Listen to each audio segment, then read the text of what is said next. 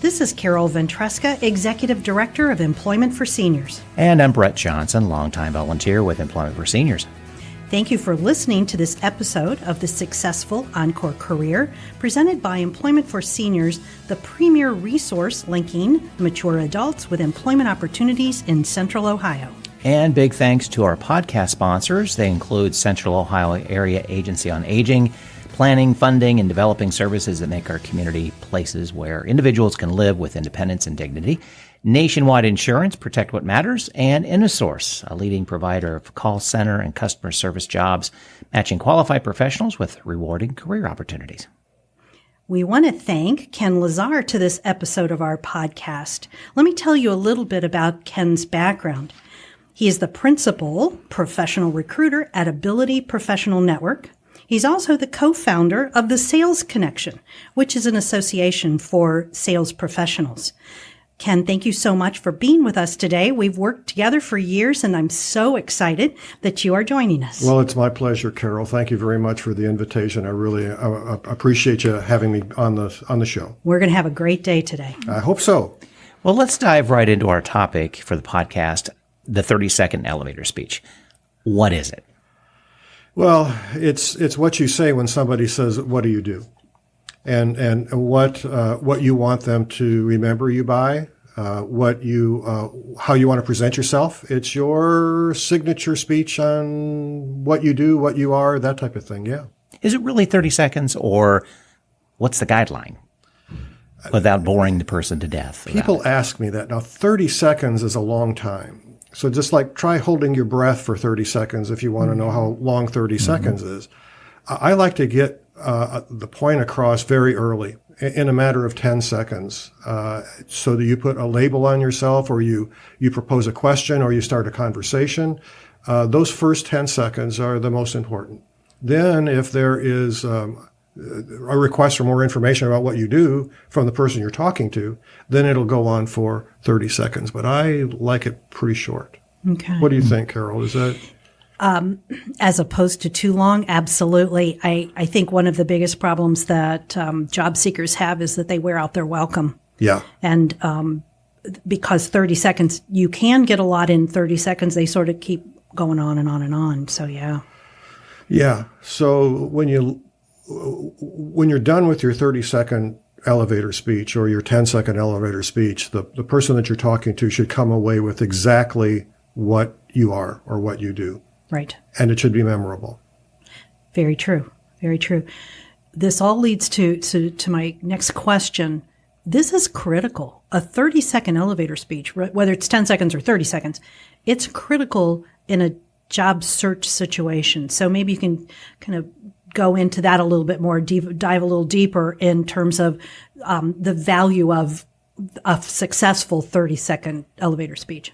Well, Carol, you and I have helped a lot of people through job transition. And earlier on, a bunch of us founded a group called the Scioto Ridge Job Networking Group. And I think there's probably a lot of people listening to this webcast that were part of it. And we actually had thousands of people stand up and give their elevator speech before each meeting. And several people would get up and give their elevator speech, and they would sit down. And then I would say, who in the room understands what this person does? And if nobody could come back and say, well, this person does this, or I would recommend this person for this job, or when I leave the meeting, and if I find a position out there that I think is terrific for this person, I know I have a label on this person. I know who to call, or I know who said this. Otherwise, you become anonymous. Mm-hmm. It's just another thought in amongst a room of 100 people that you really need to be memorable so people can help you. Right. They need to know how to help you, and that will come across in your elevator speech. And some of that would be to avoid your jargon, I bet. Oh, my gosh. Yeah. I mean, people get involved in their profession, right? And out comes stuff. But that's their natural language, of course, yeah. in that business category. But it doesn't mean anything to anybody outside of it. And the more technical that they have been in their careers, the more technical their elevator speech is, and the more confusing it becomes to other people that want to help them. Right. One of the things, and we're going to talk a little bit more about this later, but one of the problems that I have with elevator speeches that are memorized, because it's almost like the person is putting more effort into making sure they are spitting out the memorization than they are in terms of getting the information across as to what they are trying to portray about themselves. You got to be comfortable saying what you're saying. Otherwise, it comes across as artificial. Right. And you really don't want that. You want the person to understand who you are when you're giving your elevator speech. One of the things, too, that we talk about, because we do our big career fair, our career expo in August, is those are a great way to break the ice when you're talking to all of these strangers. Yes. So an elevator speech not only tells an individual person what you want them to know about you, but it's making your job search process better and maybe more successful because you're more at ease. Yes. Talking to strangers, either at a job fair or out at a networking event or a B2B kind of thing. And then, so when you're really using it in a formal interviewing process, it's much more natural. Exactly. I ran across a young lady that actually got her job by giving her elevator speech in an elevator. Oh, how fun. And she did a very good job. She got on an elevator, and this goes to network. She got on an elevator with the president of the company and didn't know that it was the president of the company. And so the president just says, well, what do you do and why are you here? And she had this very nice elevator speech that she gave to the president. The president says, we really ought to have you here. Why don't you go see our human resources person? We have some job openings. And she got the job. Interesting. So you never know when you're going to use it. It could be in the grocery line. It could be waiting in a car wash. It doesn't necessarily have to be in a networking, a formal networking situation. It could be anywhere. And that sort of leads us to the notion that, and I've seen this mostly with mature job seekers, they're really afraid to tell people they need a job. But I think it's because they don't know how to explain that to someone. To them, it's a failure because they're not working. So as opposed to looking at the situation as being a failure, this is what I want my next adventure to be. This is the next career phase I want to go through. And again, a good elevator speech provides that individual with the ability to say it easily. It goes back to years ago when somebody lost their job. They would say, it would be a whispering, like, Joe lost his job, don't tell anybody. Well, nowadays is Joe lost his job, tell everybody. Right. So that they can come in and help. And that's where, you're exactly right, Carol. We need to communicate to people how they can help us find a job. Great. Okay. I wonder if it's to the end, too, of understanding your transferable skills to implement them in that elevator speech as well, too, to know that that job I just lost does not exist anymore. Yes. I need to pull from there and tell people what I can do without the jargon and move forward with it. It's difficult because there's a lot of jobs that are gone. I mean, that you're going to have to be retrained or take those transferable skills. But still, you need to give people a direction on how they can help you. So there are transferable skills. So let's talk about transferable skills. Brent, what is that? When you say transferable skills, what does that mean to you? What would be a transferable skill? It could be, a good example. You know how to drive a car. Yeah, right. So you could work for an automotive location that needs drivers. Could be. Take the car to a car wash, Yeah. or Napa and such that need drivers between their place that has the automotive parts to take to an automotive repair shop. Yep. Could be. Could be. Simple as that. And that's simplistic. Right. But it's that. And it could be management skills. It could be writing skills. It could be oral. All kinds of different skills. But all those are good. But people want to start out knowing more about the hard skills that you have, and then talk about your transferable skills. So I've used a whole variety of elevator speeches personally. And I've done tests on what people remember and what people don't. So for a long time, I say, I'm Ken Lazar, I put people to work. And it was a neat jingle type thing. And then I would go back and I would find out what they thought of that. And it's a great way to say things, but what did they come away with? Mm-hmm. So, I just met Ken Lazar. Well, what does he do? Well, he puts people to work. Well, what kind of people? What are those people? I mean, what does that mean? Mm-hmm. So you had an extra 25 seconds there. You let on the table. The problem is that they left and they didn't know what that meant, and they went to tell people. I said, well, I just met Ken Lazar. He puts people to work. What does that mean? So what I end up doing is I'm even more simplistic about how I introduce myself. So if somebody says, Ken, what do you do? I says, I'm a headhunter. Oh. Mm-hmm. Immediately, they put a tag on me. They know what I do, and the next question is, oh, well, what kind of headhunter are you? And I say, I am an expert in placing sales and sales marketing professionals. And they go, they go headhunter, expert. That's the only thing I want them to walk away with. Those two words are my label, and I get a lot more referrals from that than anything else I've done with regard to my elevator speech. Mm-hmm. It's real simple. What do you think of that? Is that crazy? Or? Well, I think it's wonderful if you can do it. And I think that's the hardest part when we were talking about transferable skills. That's the hardest part for an individual who's having to walk away from an industry that they've worked in for years. They have no clue where they want to go or what they can taking with them to a new industry. And it's hard to get to that point. You've been doing this a long time. Yeah. And with your background, that's wonderful. But, during the recession, how many people did we talk to coming out of logistics and like, where am I going to go now? We've done folks in arts, in the arts area. Yes. What am I going to do now? I've talked to folks with higher education, like very high level degrees. What am I going to do now? Lawyers. What am I going to do now? It's hard to do that. But so that kind of takes me to the next question. Yeah. We've talked about what it is. How do we create it? What are the steps that somebody should go through with themselves to create that elevator speech?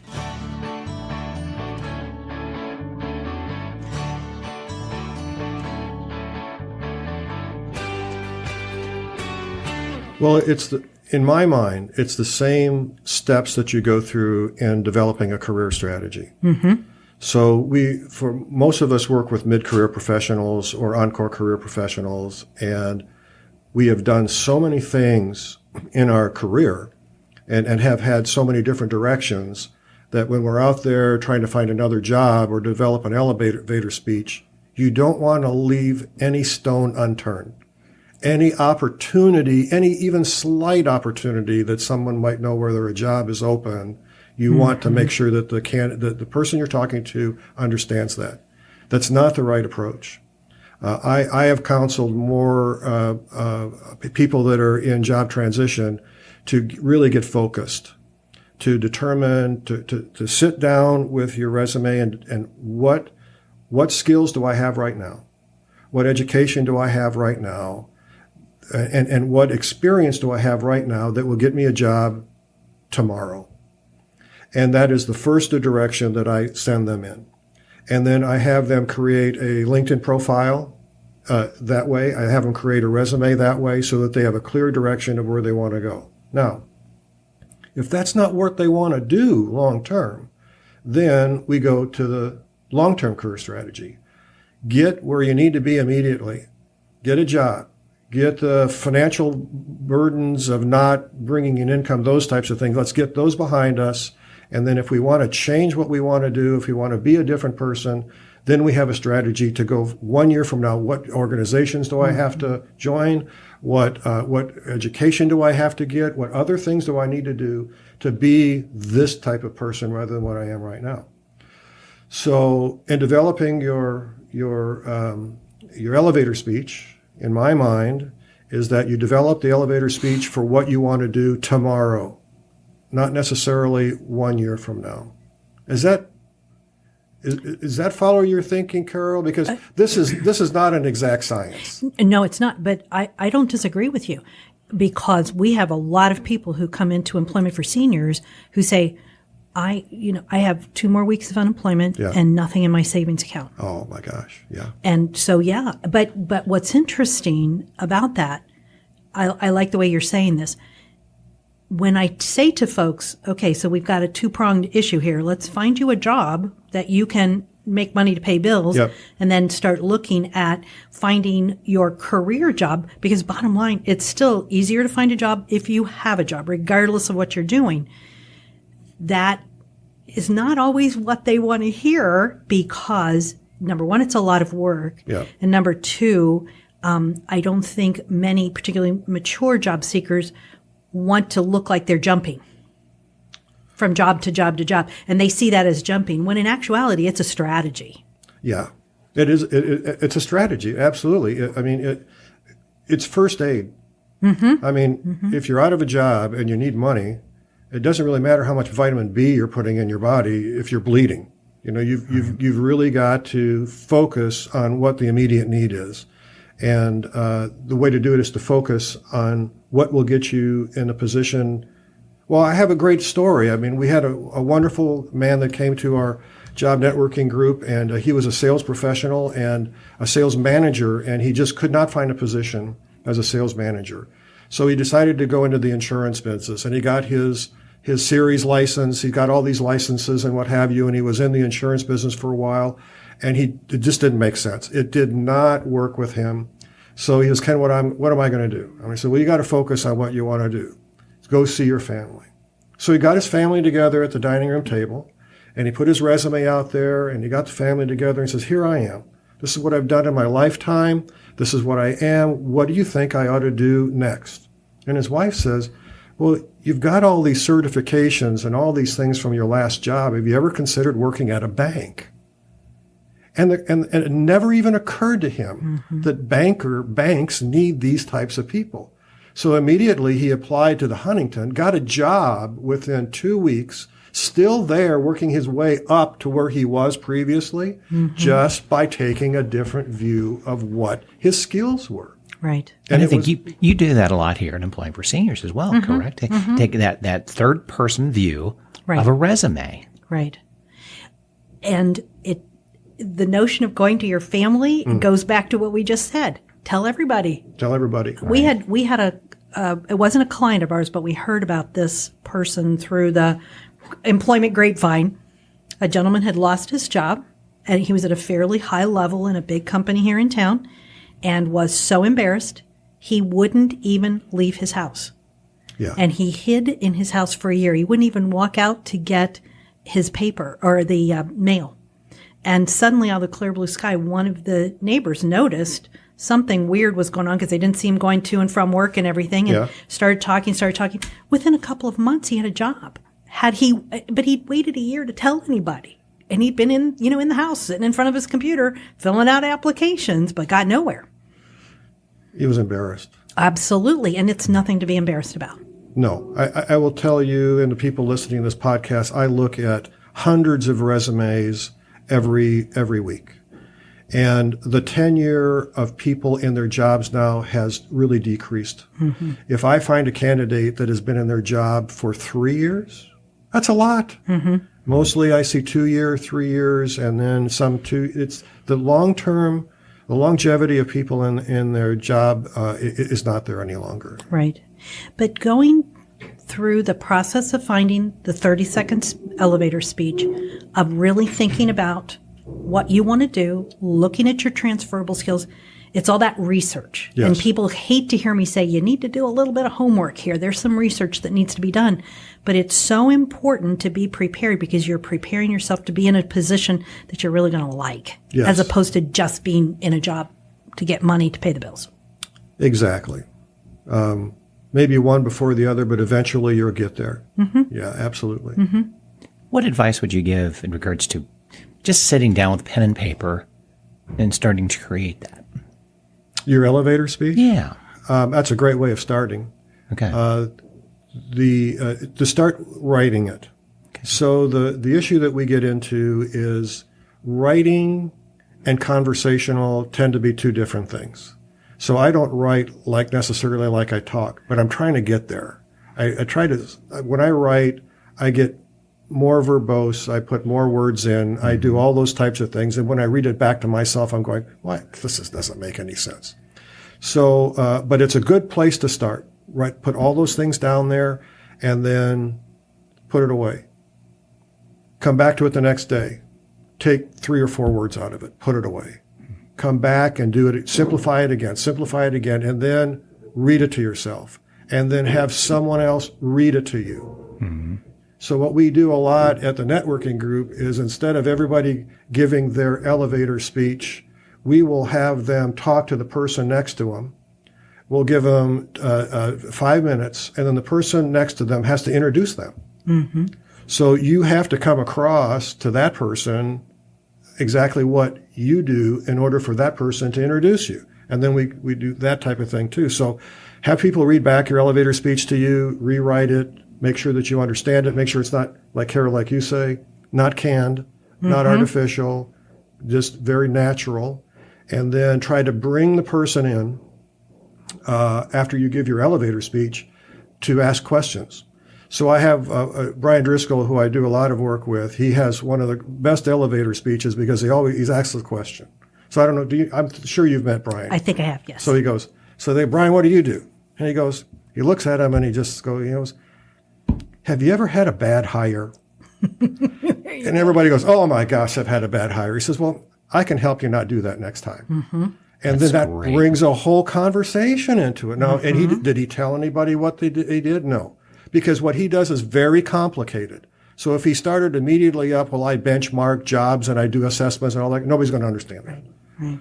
But if they start a conversation with him, it's a really good, effective way of doing your elevator speech. And he can use that question to any audience. Yeah, it doesn't even have to be just an employer, which sort of gets me to that next part of my next question is, where do you use elevator speeches? People always think, oh, you only use them in a networking event or at a job fair or something like that, but you really use it any place.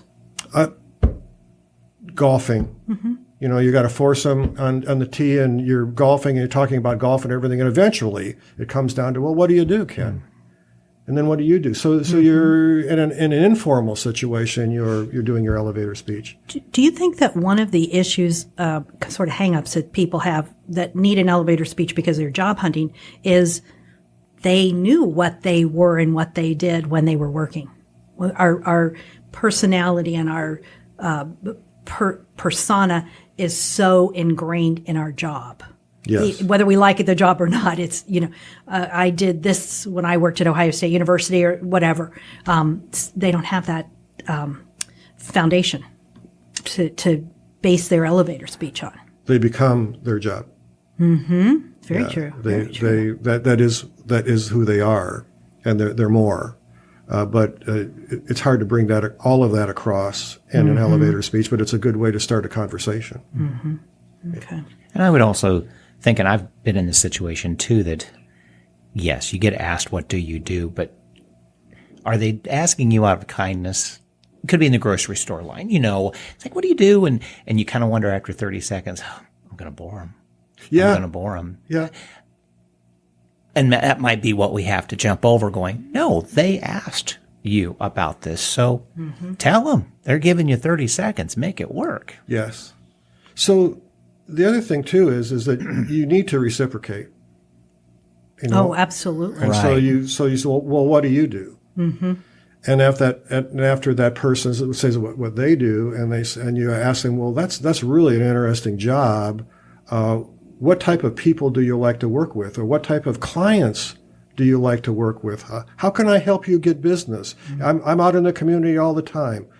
Who should I be looking for to refer to you? Do you mind if I take your card with me, just so I know who to? And that's a trust issue now. I mean, you're starting to develop a relationship. It turned an elevator speech into a relationship, and that's what you're really looking for. Right. You made a new friend. Right.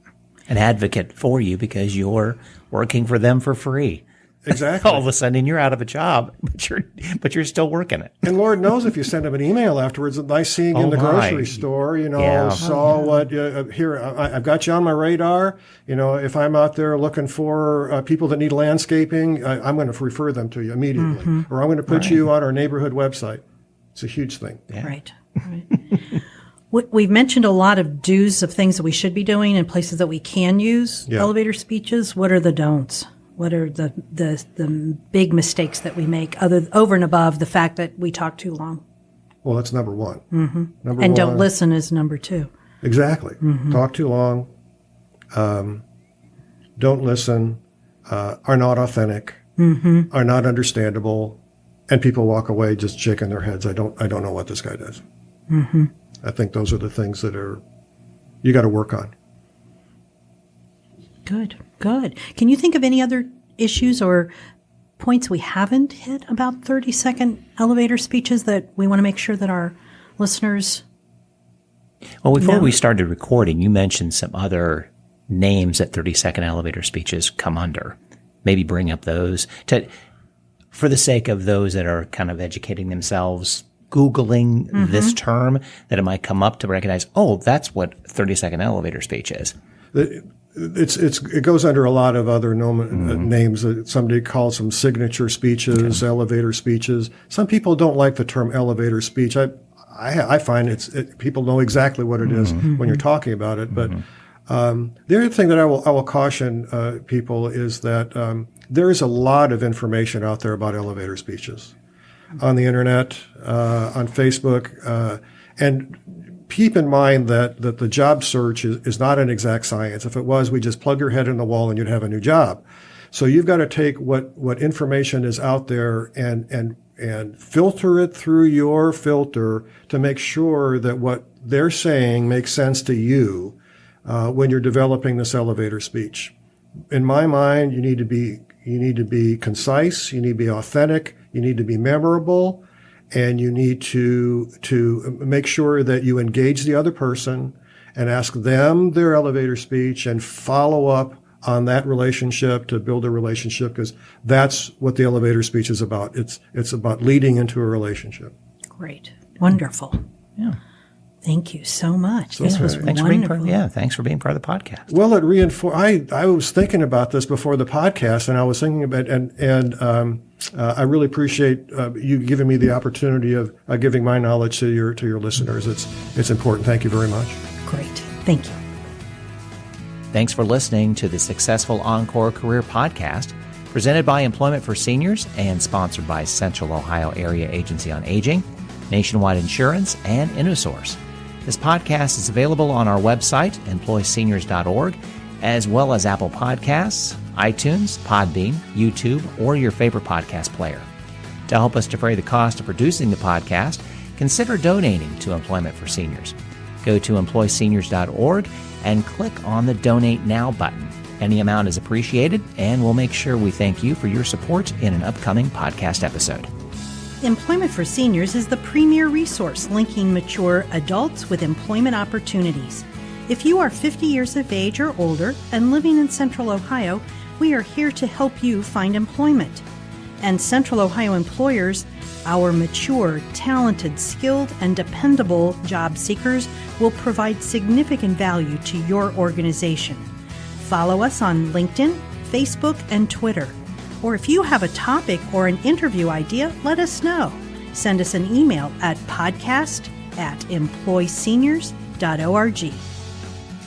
Circle270Media.com